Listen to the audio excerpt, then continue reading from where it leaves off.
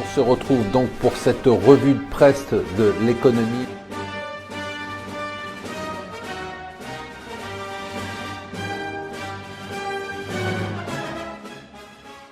Bonjour et bienvenue sur Mon Financier pour la revue de presse de l'éco. Nous sommes le jeudi 14 avril, c'est l'euphorie. Plus de 3% de hausse à Paris. Ça y est, c'est la fête. Il y en a même qui parlent des 5000 points maintenant. Allez, on y va. Alors, qu'est-ce qui s'est passé ? Il y a deux éléments. Vous vous rappelez, en début d'année, il y avait deux angoisses dans le marché. Il y avait la Chine et le pétrole. Alors, le pétrole, on vous le dit depuis des mois. Ici, on vous dit que les Saoudiens avaient sifflé la fin de partie. C'est Doha dimanche, on verra ce qui va se passer, mais tout le monde est devenu euphorique. On était les premiers à le dire.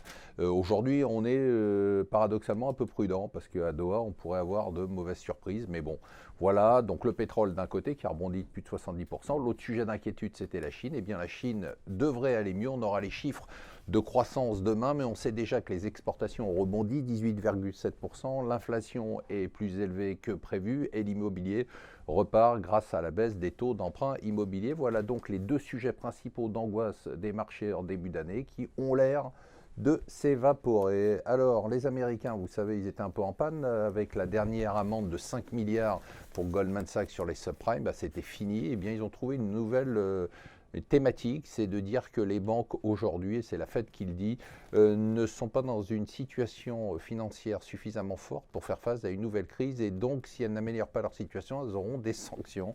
Donc voilà, JP Morgan, Bank of America ou Wells Fargo. L'autre nouvelle amusante en première page du Financial Times, amusante et historique, vous savez que Cuba est en faillite depuis, en défaut sur les marchés depuis les années 1980, et bien Cuba, après l'Argentine, pourrait revenir emprunter sur les marchés. Il y a un nouveau médiateur qui a été nommé pour essayer d'apurer les dernières dettes qui n'auraient pas été abandonnées, les dernières dettes cubaines, qui se négocient encore. Il y a beaucoup de pays qui ont laissé tomber, mais il y a beaucoup de prêteurs privés qui ont encore de la dette cubaine. Et une fois que ça sera négocié, eh bien derrière, Cuba pourra réemprunter sur les marchés.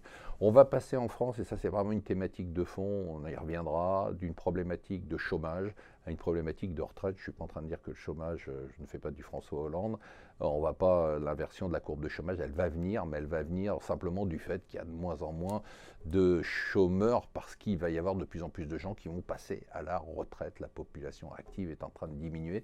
Plus de 657 000 personnes qui sont passées à la retraite cette année. On a 13 millions quand même de retraités. C'est un record et donc le problème maintenant, ça ne va plus être un problème de chômage, même s'il va rester élevé, mais ça va être de plus en plus un problème de retraite et bien évidemment de financement de retraite. Si vous avez un enfant qui n'est pas sage et qui n'a pas été sage depuis le début de l'année, voilà une punition atroce que vous pouvez lui faire subir pour le faire rentrer dans le rang, lui faire regarder François Hollande ce soir sur France 2. Et enfin, l'entrepreneur du jour, c'est Jacques-Antoine Granjon, vente privée, vous connaissez, eh bien, il a décidé d'accélérer le mouvement vers les 3 milliards de chiffre d'affaires en achetant le numéro 1 espagnol du secteur et en prenant une participation majoritaire dans le numéro 1 suisse. Voilà, c'est dit, bonne journée.